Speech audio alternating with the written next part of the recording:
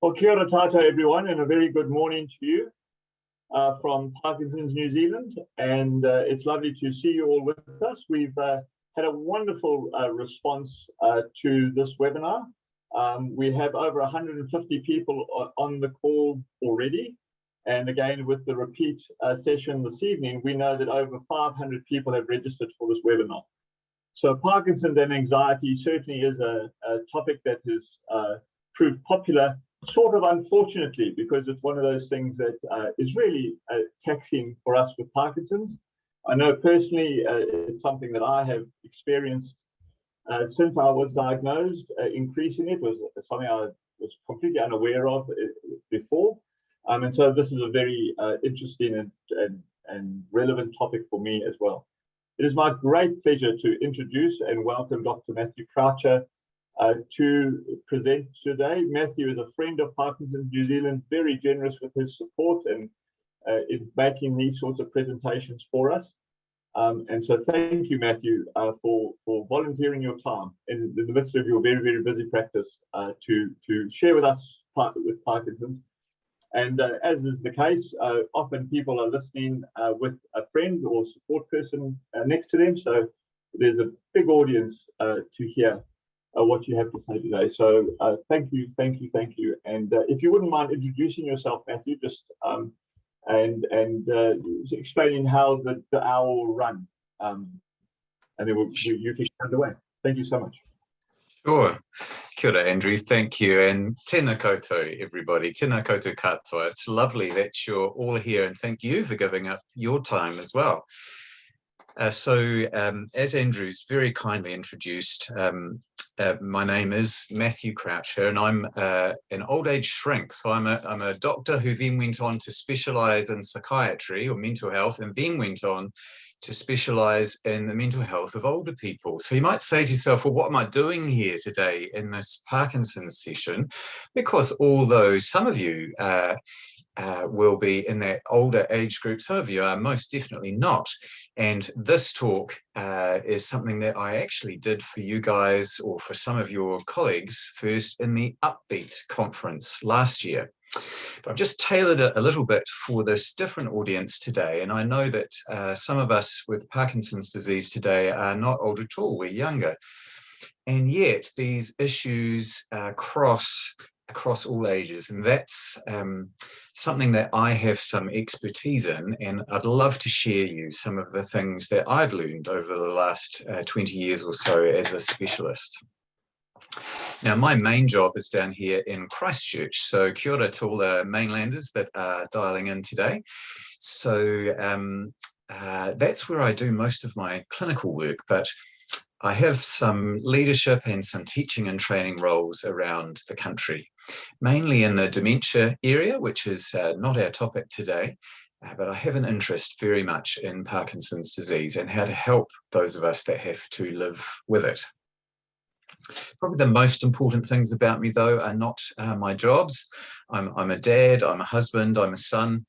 Those would be the most important things in my life. And most of the families here in Christchurch, which is just wonderful. But some of my family is from Nelson, and that's actually where I grew up. So big shout out to the Nelsonians that have dialed in today. Well, the topic that was suggested today is an interesting one. I want to tell you how we're going to approach it in this session. So I thought, first of all, if I'll talk a little bit about anxiety, and I'll talk a little bit about motivation or apathy, and then we'll stop. And those of you that have used Zoom before will know how to do this, but those of you that are new, as Andrew was explaining at the start, if you just put your cursor on the screen if you're using a computer, or if you put your finger on the screen if you're using a smartphone, there's a wee button that says Q&A that pops up. And if you click on Q&A, it's at the bottom of your screen usually, if you're using a laptop or a tablet or a computer, a desktop. And on a phone, it's usually at the bottom as well. So you look and you should see Q&A. And if you press on that, you can type in a question. And Andrew and the team are going to be thinking about those questions and sort of corralling them together for me. And then they'll ask them on your behalf in the last third of our talk. So you can type your question in at any time during the talk so you don't forget it, and then we'll try and get to as many of those as possible. But do be aware, this is not a clinic, right? So I can't really help you on an individual level. I've never met you, but general questions are things that I'd be very happy to share what I know if I've got anything helpful to say. And the other thing to say to you all is that I've written you a handout. I'm a big fan of handouts. So in more detail, some of the things that I say, I've all written down for you. Now, you can get that in two ways. So you can email your contact at Parkinson Society, particularly Lawrence, the guy who's running the show today behind the scenes. So shout out to you, Lawrence. Or you can find the handout on the Parkinson's website after we've finished our webinar, and just pull it up on there and download it and print it off if you'd like to. It just may help you to relax during the session. Just sit back and listen, because you'll be able to get all the notes later if you wish. Okay, so just thinking about this, these two topics, anxiety and motivation, and linking them to Parkinson's disease. I guess there are a couple of things to say from the outset that I want to put out there for you to consider. The first is that anxiety and changes in our level of motivation are part of the human condition, aren't they? They're not special to Parkinson's disease in that sense. We all have some anxiety, and sometimes it gets on top of us. That's just part of being a human being. It's not a sickness. It's not an illness. It's part of who we are. In fact, we need anxiety to get by in the world. I occasionally meet people, usually young boys, not clinically, I have to say. I'm a sort of an older person psychiatrist, but my sons went through a stage where they just weren't anxious enough. And that's a dangerous age, isn't it? As parents, we know you've got to then worry for them, because these are kids who might run out on the road in front of a car or stick something in their mouth that you shouldn't stick in your mouth. They're not anxious enough. We need anxiety to do well in the world. It's when anxiety becomes the master rather than the servant. That's the problem, isn't it? So anxiety is a really good servant, but a terrible boss. A really awful boss. And that can happen to us sometimes, particularly, unfortunately, in Parkinson's disease. So we want to sort of grapple with that. So my first comment is that anxiety and problems with our motivation are not unique to Parkinson's. They're part of the human condition. But they can, for some of us, become a special problem in the context of Parkinson's disease. And we'll try and think a bit about why that might be. So that's really the first comment I wanted to make. And the second is to tell you a little bit about how the handout works. So what I've done in the handout is divided it into two parts, the anxiety part, the apathy part, or the low motivation part. And I've wanted to first give you a sense of what are we actually talking about? How can we define anxiety? How can we define problems with motivation? Then I wanted to give you some information about what causes these things to be particular problems for those of us that are living with Parkinson's. And then thirdly, and most importantly, I wanted to give you like a little laundry list, a little shopping list of all the different things that people have found helpful to help them work through their difficulties with anxiety or their difficulties with motivation. And they'll work for us, partly for us ourselves who might be living with Parkinson's, but they'll also work for us if we are the mate, the friend, the partner, the son, the daughter of someone living with Parkinson's. So we're their allies. So they might be a helpful list for both of us. So I just wanted to let you know that's the kind of structure. So what about anxiety, and why does anxiety become a problem for some of us with Parkinson's disease? And you know what? It turns out that it's not a rare problem. It's common. It's one of the commonest non-motor symptoms. By that, I mean the symptoms that are being caused by the Parkinson's or intimately related to the Parkinson's and the brain changes of Parkinson's, but not directly arising from a tremor or rigidity or slowed movements. Okay, so not a movement or motor symptom, but a non-motor symptom. It turns out that anxiety is near the top of the list. And it's near the top of the list in two ways. It's near the top of the list in terms of how common it is as a non-motor symptom for folks who have to travel the Parkinson's road. And it's also near the top of the list in terms of what bothers people the most. You know, no one wants the tremor. No one wants the rigidity. No one wants the slowed movements or the worsened balance. But when anxiety really gets its claws into you, that can become the worst thing. So the anxiety, it turns out to be pretty key in Parkinson's for a lot of us. So why might that be? Well, one reason is obviously that Parkinson's creates a lot of issues in our lives that are anxiety provoking. So that might be we're afraid of falling. You know, if we've had a fall or two, especially in public, it's really embarrassing. And it causes a huge fuss. It upsets us. Like for adults to fall over, this is a big deal for us. Kids fall over all the time. They don't think twice about it. But for those of us that are adults, we haven't fallen over unless there's something wrong with our legs or with how our brain is working. But that hasn't happened very often at all in our adult lives. So it's a big deal. That's the kind of thing that can cause anxiety. Or is my anxiety more social? I just feel really embarrassed about the way my face looks or the way my speech sounds or the way my hands shake. And I hate going out because of how worried I am about what other people will think of me. So can you see how anxiety can be caused by Parkinson's simply because Parkinson's produces a whole lot of stuff that might be anxiety provoking for some of us?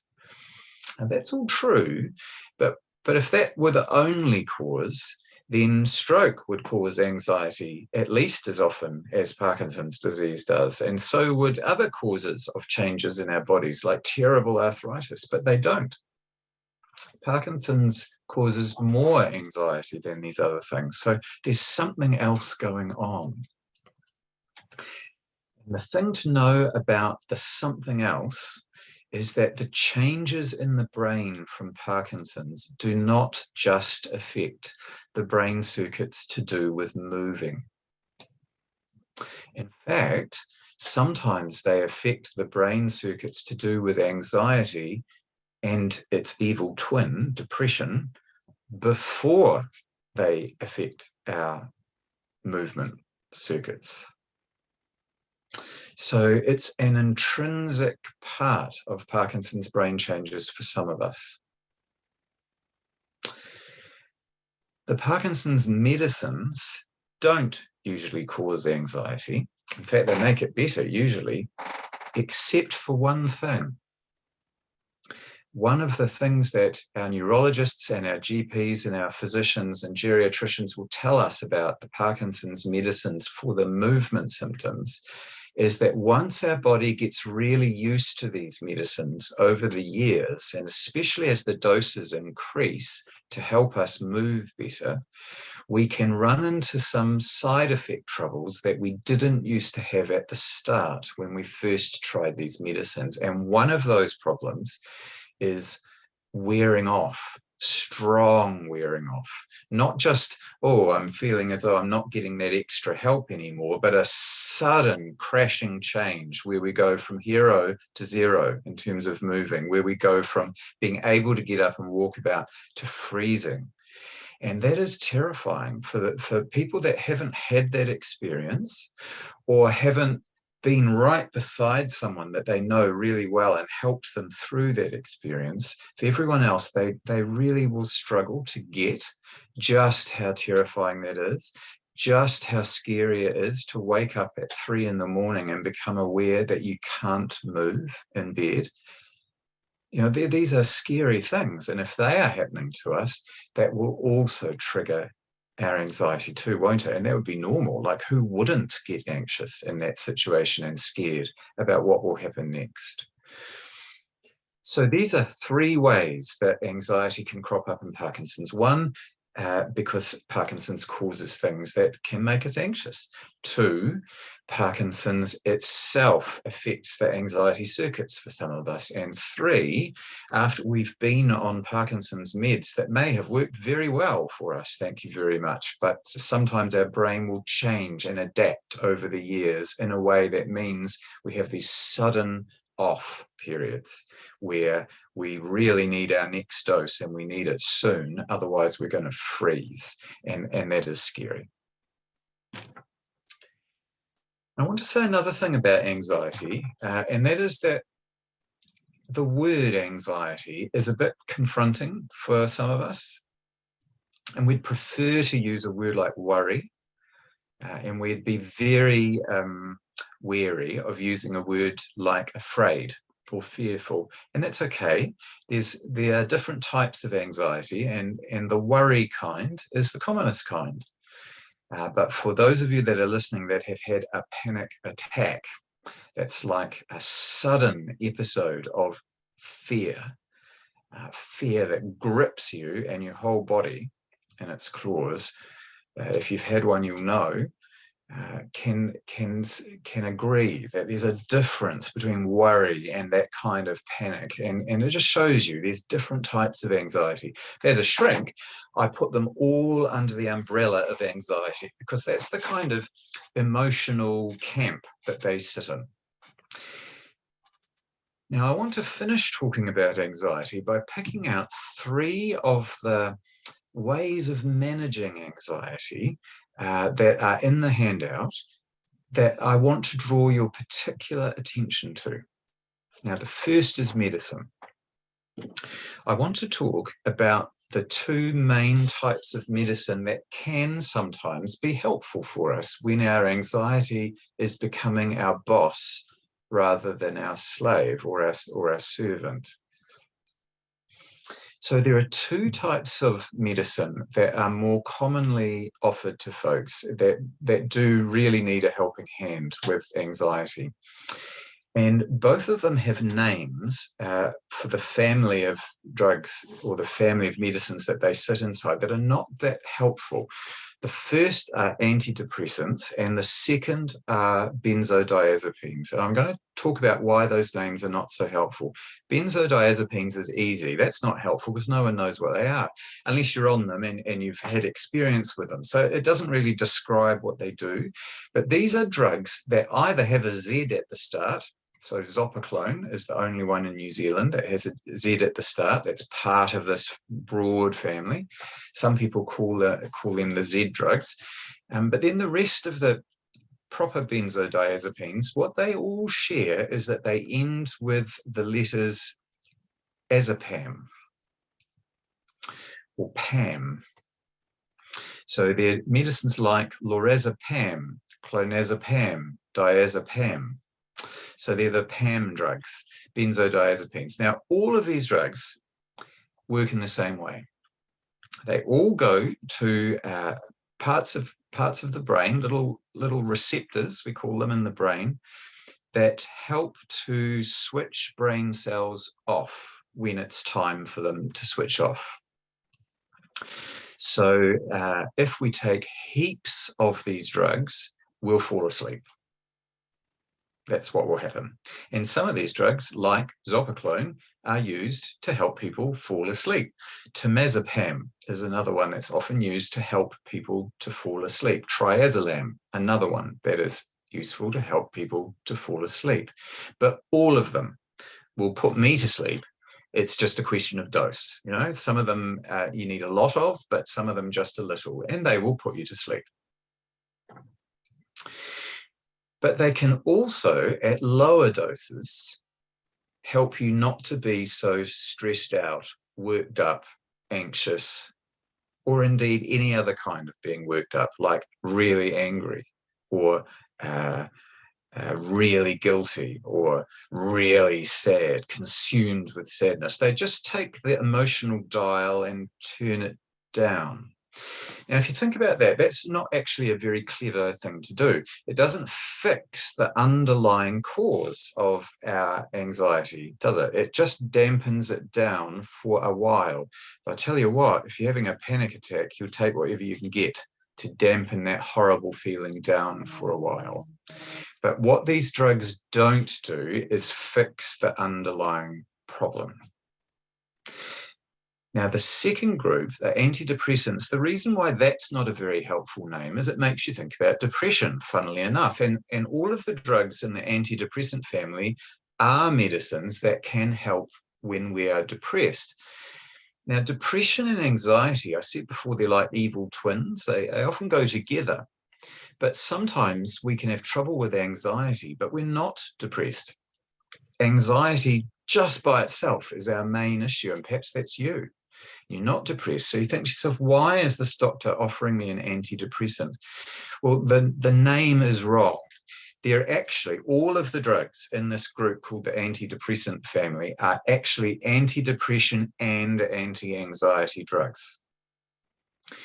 And they don't work by dampening it down like the benzodiazepines. They go underneath the anxiety or the depression and try and help the brain to reset back into a less anxious normal state or a less depressed normal state. They help the brain to hit that reset button. So they don't work instantly. If I'm feeling really awful or really anxious and I take one of these antidepressant tablets, I will not notice anything. It won't work. I'll have to take it regularly at the same time each day for several weeks in a row, usually 2 at minimum, before I'm noticing that my system is gradually headed back into the less anxious or the less depressed setting. So I just want to tell you that these two main medicine groups can be helpful, but the names of these two medicine groups, antidepressants and benzodiazepines, don't really describe what they're doing. The antidepressants are the work behind the scenes, gradually help you to reset to a less anxious state medicines. And the benzodiazepines are the quick acting, in and out, help you to feel less anxious right now just by dampening it down medicines. It's that second group, the benzos, that we can become addicted to if we're not careful. So they need to be prescribed in the right way and carefully. The other things that I wanted to point out that you'll see in the handout and just spend a little bit more time on in the anxiety setting is what I would call the Saatchi and Saatchi approach to anxiety. So I don't know if you remember that advertising company, still really big in the world, called Saatchi and Saatchi, but their little motto used to be that the art of advertising is to maximize the positive and minimize the negative. And when we think about how we approach anxiety, we usually approach it by trying to minimize the negative. In fact, both of those medication options were minimizing the negative options, weren't they? Ways of using breathing exercises and how to relax our muscles. These are ways of minimizing the negative. But we frequently forget that just as powerful is to maximize the positive. So if anxiety is really starting to rule things in your life, one of the approaches you could take is to look at that anxiety and start to, whittle away at it and counter it with minimizing its effects on your life. But what about just adding more positive stuff? What about identifying the things in your life that are working really well, the people that you see that make you feel really good, the things that you do that are a cinch, the things that you participate in that give you a boost? What about saying to yourself, anxiety is becoming a problem for me. I'm going to switch up the knob on those other things that are going well. So I'm going to react to the problem that I'm having with anxiety by adding more positive, not just by trying to subtract the negative. Some people call this a strengths-based approach, and it is. It's working with what's going well and maximizing that. The final thing I wanted to say about anxiety, that just to draw out of the handout that you'll be able to get, is the comment that I've made in it about the importance of routine. You have probably learned, those of you that are a year or two into Parkinson's or more, just how important it is to have a good routine, and we may base that around our cycles of medicine so that we know when we're going to be feeling better, we know when we're going to be feeling a bit more slow, and we plan the activities that we want to do for the better periods, and we deliberately put rest into our down periods even if we don't think we need it, and we do several of those cycles of activity and rest throughout the day, but they are pre-planned. They don't happen because we're noticing that we're getting tired. They happen because I pre-arranged that I was going to stop my activity after a couple of hours and have a rest, and then have something to eat, and then have my medicine, and then start the afternoon. All right. So this kind of routine-based thinking, which for some of us is a new way of thinking, is so key for managing the motor symptoms of Parkinson's after a few years. It's also key for managing the anxiety. It really helps because anxiety thrives on unpredictability. Anxiety thrives on boom and bust, where I go all out and I'm doing my activity and I keep on going beyond the time where really I should probably have stopped and have a rest, but I'm still motoring on because bloody hell, I'm going to get this done. And then I crash, I bust. I've had my boom and now I bust. Anxiety thrives on that. Routine gets us through it. So that's all I wanted to say to you about anxiety, just to explain in a bit more detail some of the information that I've written down for you in the handout that you'll be able to have access to. Let's change the topic. Let's rejig and think about motivational apathy. And I wanted to say a bit less about this because it's not so common for this to become a major impediment in our lives. It is quite common to have it in some shape or form as our Parkinson's progresses, but not always to the extent that it really rules our lives in the way that anxiety can. So when I talk about problems with motivation, what am I talking about? Because of course we all have those at times. It's part of the human condition, like I said before. Pardon me. What I'm really talking about is where a state of more severe loss of motivation. People say when my get up and go got up and went, where I really am finding myself, for whatever reason, sitting around a lot. And so the amount of activity and the amount of things that I get done or that I engage with in a day has dramatically fallen. And it's not because my motor symptoms are holding me back. Theoretically, I could do more, but somehow I don't. And it's not a one-off. It's my new way of being. Now, how can this happen? Well, it can happen for all the same reasons that can happen to anyone. It can happen because we get demoralized and we feel overwhelmed. It can happen because we get depressed. It can happen because we're anxious and we avoid things that make us anxious. It can happen because I might develop memory or brain power problems. I might even develop a mild dementia illness. That might stop me from doing so much. Sometimes it happens because we're really angry and we withdraw in a kind of angry huff. And I'm not criticizing that. I'm just noting that that can be one way to reduced motivation to do things. Could be because I'm really tired. I just get really tired.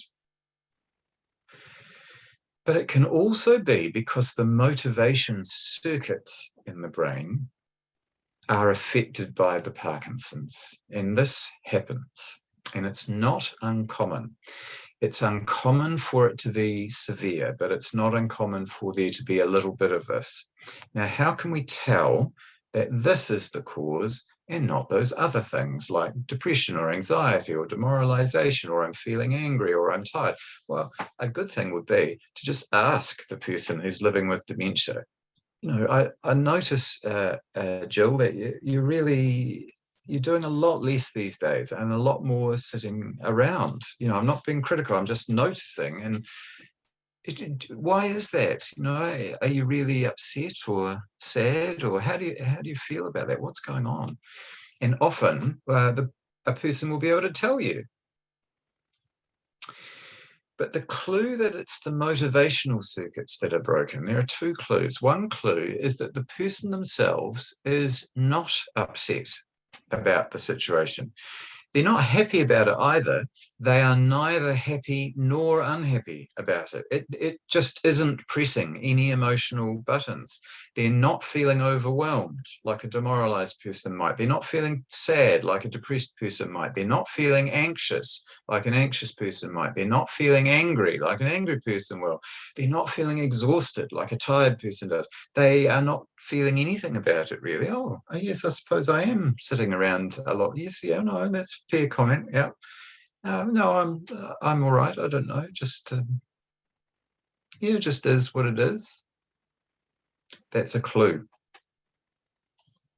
The other clue is that if someone else comes in from the outside, particularly someone who the person who is becoming a bit apathetic doesn't know like the back of their hand. So husband or wife or partner won't cut the mustard because I know you so well. I've heard everything you have to say before. It's not to say I don't care about it, but I've heard it all before.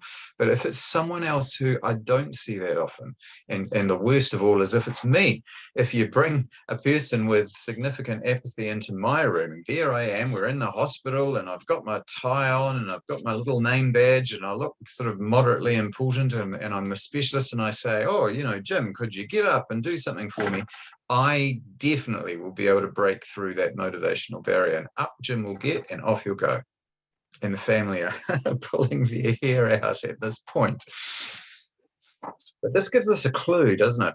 If we have someone from the outside prompting or giving a cue that prompts the behavior to start, you know, can you get up and do something? Oh, you look hungry. Can you go and get something to eat? Oh, you look thirsty. Let's go and make a cup of coffee. Gosh, you look bored. Why don't we go and read the newspaper together and do the crossword? You know, it's unless that external prompt comes, the broken motivational circuits mean that an internal cue is no longer enough. I'll give you an example so that you can understand the extreme end of this, which is not that common. But if we look at the extremes, we'll have a better understanding of the milder version. Here's the extreme. I've got severe Parkinson's disease. I am capable of getting myself up and taking myself to the toilet and coming back again. I can do that. It's not easy, but I can. but I've stopped doing it. And I'm often incontinent of urine now. This is an extreme story, right? Just remember that. So what's happening there? What might be happening? So I'm sitting in my chair, and it's me. I've got, really good going Parkinson's disease now. It's not mild. And I've had 2 cups of tea this morning, and my bladder is full. And I'm starting to get that feeling that as kids, we used to say, I'm busting. All right. So I've got that feeling. Now, that busting feeling, I can feel it. If you asked me, I could say, yeah, yes, I'm really busting. So the nerves are all working, and they're sending that message to my brain. And that is an internal cue that I need to get up now and go to the loo. And if I wait too long, there might be an accident. So get up. And that internal alarm bell is now ringing stronger and stronger and stronger. And if my motivational circuits weren't broken, I would surely be up and off to the toilet. But if my motivational circuits are beginning to get broken with this apathy problem, I just can't get that spark to start moving. And I sit there, and then my bladder might, the dam might burst. I have a wee accident. But if you had come up to me and said, oh, Matthew, you've had a couple of cups of tea and your son's coming soon. Why don't you go to the loo now? Come up with me and go to the loo. And then when your son comes, you'll be ready. And I go, yes, that's a good idea. And because you're there, I can start it, and then off I go. I don't need you anymore. You've prompted me and started it off.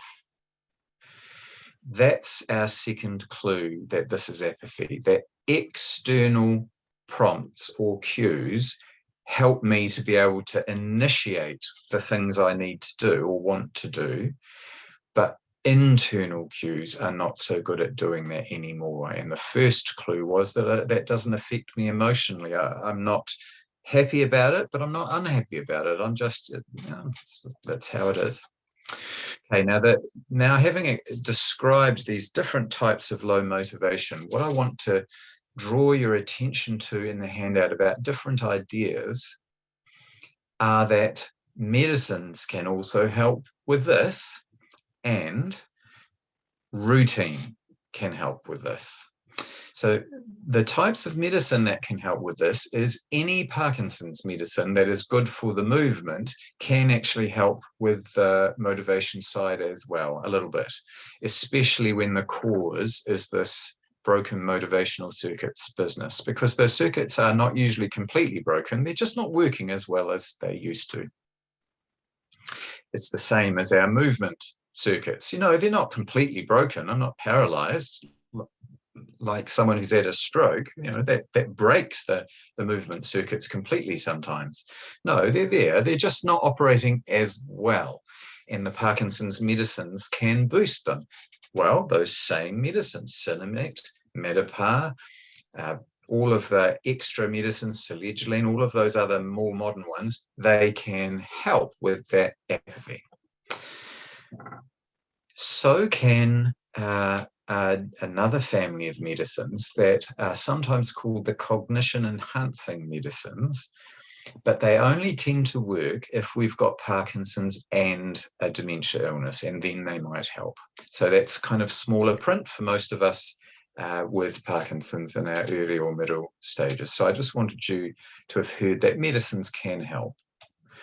The second thing I wanted to say and draw your attention to in the helping strategies for the low motivation side is it's all about the routine and the external prompts that tell me what it is now time to do. So you might find that setting some alarms for yourself on your watch or on your cell phone or on your clock, along with a little message about what it is time to do now, that might be enough to be that external prompt, or having a timetable written out that you write out yourself to get you through the day, where you sit down in the morning and say, this is what I'm going to do today. At 9, I'm doing this. At 11, I'm doing that. At 12, I'm doing this. And here are my rest periods. That might be enough to help me, because it's an external cue that tells me what's happening. These are good things to try. But don't be dismayed, husbands, wives, daughters, sons, if our ability to prompt and help a person get that spark is not so good. It is not because the person is making a protest against us. It's just a part of how the brain works, that if you see the same thing again and again and again, and hear the same words again and again and again from the same person, eventually that will not be strong enough to bridge this motivational gap.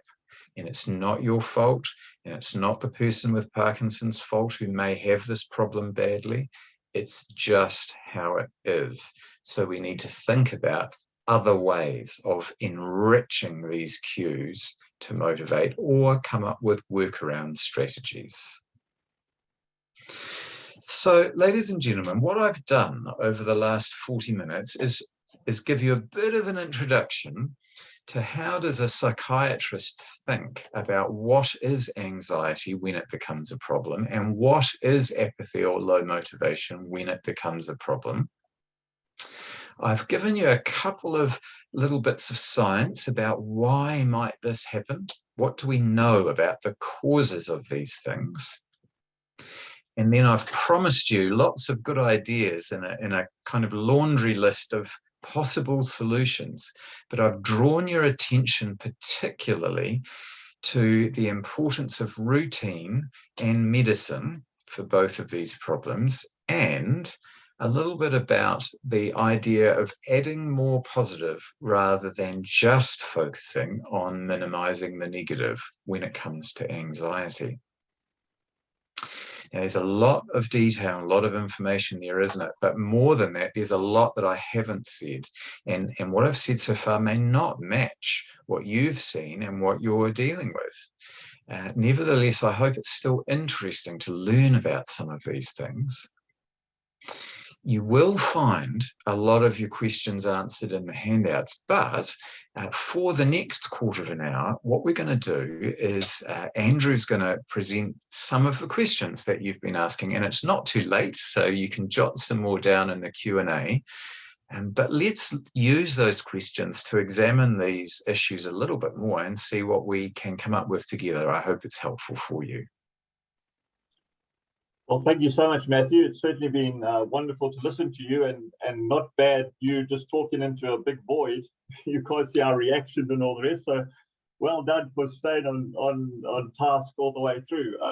It's been most engaging, and we have got some questions and time for a few more. And I'm just going to take advantage of being the one asking the questions and choose the order that they're coming in. I'm going to start with Barbara's question, which is one that I would like to know the answer to as well, which is, can you give some description of what does anxiety feel like physically? I mean, how do I know whether it's anxiety or just an upset stomach or something else? Yes. So the key there's two ways to answer that, right? One way is to think about what is the whole package of the physical feelings that we can get in our bodies that tell us that we're anxious. But the second is to approach it in a completely different way and to say, okay, well, there's the physical feeling that may or may not be caused by anxiety. What is going alongside that in terms of my thinking? Okay, so first we'll look at the physical feelings.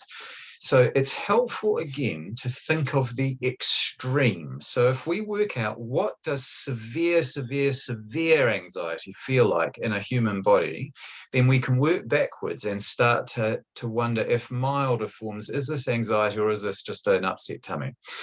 So what are the symptoms of a panic attack? Full-blown, awful, through-the-roof anxiety. So here's what it looks like. I'll shake like a leaf. Okay, so I shake. And most of us know that when we're anxious, we shake a bit. You know, like before I get up on a stage in front of a large group of people, and I'm not a person who has a lot of anxiety, but my hands will shake a bit. Okay, so shaking. And you know, just from watching movies and reading books, that when people are really panicking, they shake like leaves. Their legs are like jelly, all right? They shake. And that's your voice as well. So my voice can start to shake, not just my hands. Second thing that happens, I get a dry mouth and I'll need to swallow. You know how when you're saying something and people are watching and we just have to swallow before we keep on going. So I get a dry mouth. Now, my palms may go dry or they may sweat. Either or. So I could be cold and clammy, which is that sweaty feeling, or I may go dry there too. So everyone does a different thing, but if you go dry, you always go dry. And if you go sweaty, you always go sweaty, but that's another sign. And I might actually sweat under my arms as well. That's very common. Okay. Now, the next thing that might well happen is that I might suddenly feel I need to go to the loo. So my tummy may be churning so much that actually I need to visit the loo. And when I do go, it's not diarrhea, but it's loose. And so that's a clue that my tummy is really, those tummy muscles are working.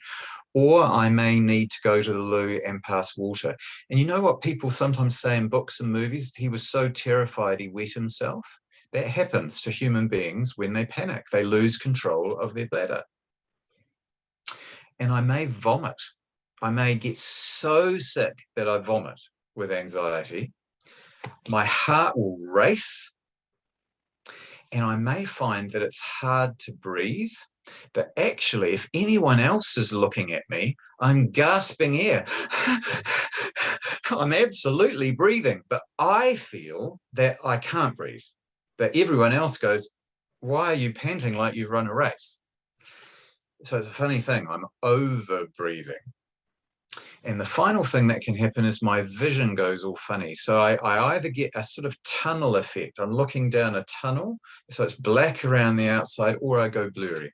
Okay, now these are the symptoms of severe anxiety. So the question when I'm asking myself, is there anxiety that I've got or not? Ask yourself, have I just got one of those physical things? So a bit of a squirmy tummy, or have I got a bit of a squirmy tummy and a racing heart, or a bit of a squirmy tummy and a bit of a shake, or a bit of a squirmy tummy and I'm feeling it's a little bit hard to breathe.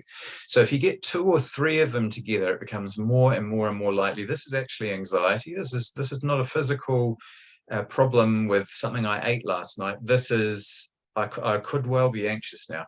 Now, the second clue is look beyond your body. So if I've got that slightly squirmy tummy, what's going on in my thoughts? Am I thinking just about my shopping list, or, oh, I'm looking forward to going out tomorrow night. Gosh, this tummy's a nuisance now. What am I going to do next? Or am I thinking a worry thought? What's going to happen? What do I need? What will happen if I don't? Oh, will I make that dead? Am I going to be okay? You know, what is the thought? And if it's a worry thought, the feeling in your tummy is probably a worry feeling. So this is how we can tell that it might be anxiety. But you know what? At the end of the day, we're sleuths. And we might get it wrong. So you come up with a theory and you say, you know what, I think this could be anxiety, not sure, but it could be. So work with that, run with it. Well, if it was anxiety, what should I do about that? And try it out. Did it help? No. All right, back to the drawing board. Maybe it was a tummy problem after all. Or I might say, no, my theory is it's probably a tummy problem. So I go, what did I eat last night? Well, I ate a curry. I tell you what, I'm going to avoid curries for a couple of weeks and see if that works. Did that work? No. Maybe it wasn't my tummy. Maybe it was anxiety. So we've got to be like a detective and try something out. And if that doesn't work, well, maybe we were wrong. Thank you, Matthew. That's a great response to that question. Andy asks, he says he experiences his anxiety mostly in the evening, and when it prevents him from falling asleep, so he makes use of zopiclone. But he's wondering if there's a concern that it could be addictive, or that's, can he be on it too long? Sure, that's a very good question. And lots of us that are anxious have used zopiclone or one of the other benzodiazepine medicines. And the thing is, they work. And you know what? Another very common medicine in New Zealand also works, but it has terrible side effects, and that is alcohol. So alcohol works, but it has a lot of problems that come with it. So how can we tell if we're running into trouble with these medicines, alcohol, zopiclone, or the benzodiazepines? Because they all work.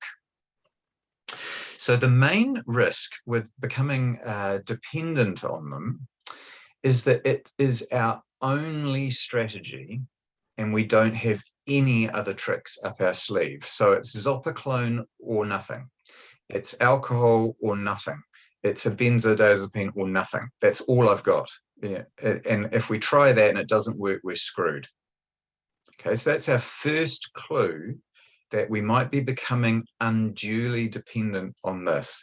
We need to have more than one trick in our toolbox. And our second and very strong clue that we're running into problems with this is if we go on a medicine like zopiclone and we take a tablet at night and it works a charm, and now we've been on it for months or perhaps years, and it sort of doesn't work very well anymore. So we find ourselves going back to the doctor saying, could I have some more? Would 2 be better? And we go on to 2, and boy, that works a charm. But then 6 months later, it's not working so well. And we go back to the GP and say, what, there's a problem. What should I do? And can I just tell you, I feel a bit guilty about this, but last week I tried 3 and it was really, really good. Could I have 3 now? Now, if that is what is happening, we call that developing tolerance to the drug. This doesn't happen to us all. Some of us use zopiclone and we've used it regularly for years and years and it still works. Good for you. But if we find ourselves developing tolerance, we are on a hiding to nowhere and we are becoming addicted. And the only solution is to find a different solution, because we'll just keep upping the dose and eventually it will not work, but will have side effects. So you can't, once you're on that path, you've got to get off it. That's the only solution. And that's hard. So you're going to need help to do that. So that's how we can tell if these medicines are becoming a problem for us, if they're our only solution, or if they start to work, but then we become tolerant to them. That's a real warning bell. But otherwise, they can just be a really great tool in our toolkit. And we say thank you to the great scientists that have provided this. It's one of the tools that I use. I'm really happy it's there, but I do have some other tools, and I'm not becoming tolerant to it. So I'll just leave that in my toolbox and I'll use it when I need to. Good stuff. Thank you, Matthew. I'm going to try and wind 2 questions together because time is getting short. Particularly if you're thinking about young onset or early onset people with Parkinson's who've got a real sort of list that grows and grows in terms of symptoms, and they get to the point where they've got the routine, they've got their medication, they're doing all they can, but they're still experiencing the depression and anxiety. What do you suggest is the next step when they've got such a long way to go? Yeah. And this can happen, right? For some of us, our anxieties and our problems with depression, we can get over them quite easily. We take a medicine or we do some therapy or whatever it is, and we get over that, right? Good for us. But for some of us, it is not that simple. And it's not that simple either, because of the way Parkinson's is affecting our brain is complicated and hard. It's just tricky. Or maybe it's not that simple because, yeah, Parkinson's is there, but you should see my life. Like there's a lot going on there too, and there's no tablet for that, right? So the main advice is at that point, you, your GP, and your chief ally might not be enough. This is what psychiatrists do. This is what psychotherapists do. So you need to go and see a specialist at this point, and your GP can point you in that direction.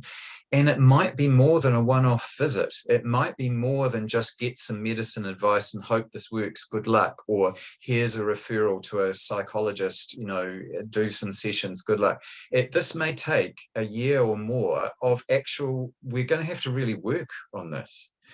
And you can access that help in some parts of the country in private, but the public system may be the way that you need to go. And that may mean there's a wait list to get the right treatment. And you may need to try something out and know that didn't really work. So we have to try something else now and really stick with it. But you're going to benefit from specialist help now. What do you do if you've tried that specialist help and that hasn't worked? I've got two pieces of advice for you then. And we're getting into the really hard territory now, aren't we? So one is, what about a different specialist? There'll be some people who've seen your first specialist that did really well.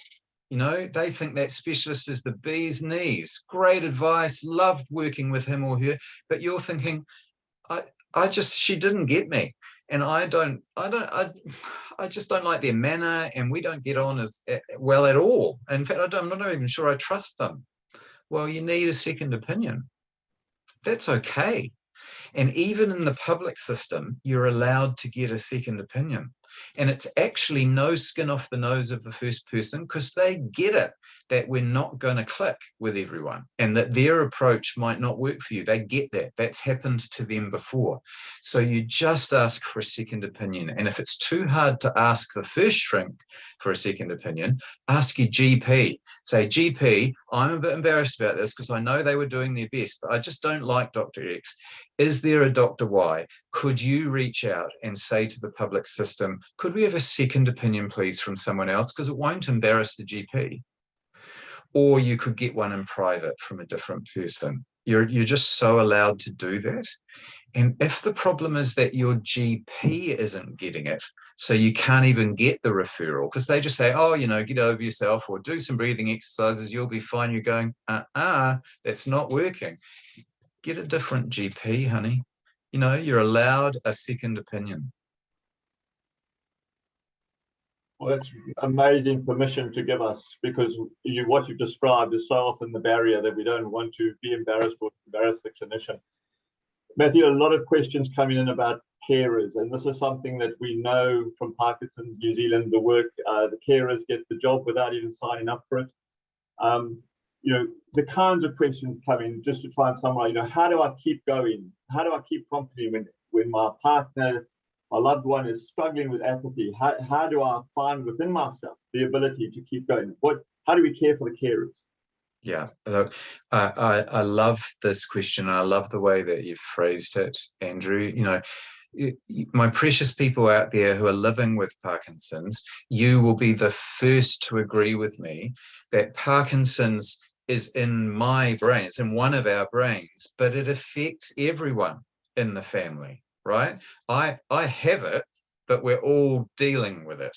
We're all dealing with Parkinson's rubbish, and that a phrase that people use, it's like Mr. Parkinson has moved in, a very unwelcome family guest, and we just can't get him to leave. He's there. We all have to live with him now. It's true. So to you care partners, and I think that's a nicer term than carer, because we're just partnering with this person who's actually living with it to try and help them as best we can. And my chief advice that I find myself giving again and again and again to care partners is also a little bit of giving permission. Here's what lies behind it. If your tank is not full, you can't do it. Yeah, you will fall over. And I don't want two patients, right? One is hard enough. So you need my permission, said in front of the person with Parkinson's disease, to take the time out to fill your own tank. Otherwise, you're both screwed. It just makes sense, doesn't it? That means that you have to take breaks where you are not being the care partner. Now, what does that look like? Is that an hour a day, every other day, or an hour every day to just do my own thing? Thanks. And you're just going to have to cope. We're going to have to agree that you're over there and I'm off, or I'm in another room, and that's my time. And if I don't get it, I can't give you time.